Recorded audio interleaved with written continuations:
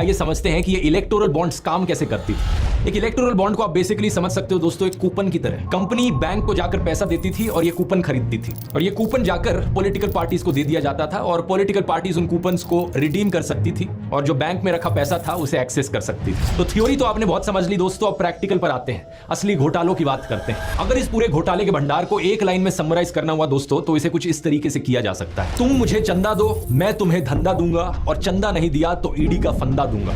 इन सभी घोटालों में 3 एंटिटीज इन्वॉल्व है। पहला, पॉलिटिकल पार्टी जो सत्ता में है, दूसरा बड़ी बड़ी कंपनियां, और तीसरा आम जनता। इन तीनों के नीचे एक बक्सा रख देते हैं। पॉलिटिकल पार्टी के नीचे जो बक्सा रखा है वो चंदे का डिब्बा है, कंपनी के नीचे जो डब्बा है वो कंपनी के पैसे का डब्बा है, और तीसरा पब्लिक के नीचे जो डब्बा है जनता के पैसे का डब्बा है। अब सोचो, अगर सरकार जनता के डब्बे से पैसे निकालकर कंपनी के डब्बे में डाल दे, और रिटर्न में कंपनी अपने डब्बे से पैसे निकालकर पार्टी के डब्बे में डाल दे इलेक्टोरल बॉन्ड्स के जरिए, क्या आप इसे एक स्कैम कहोगे या नहीं कहोगे? ऑब्वियसली एक घोटाला है।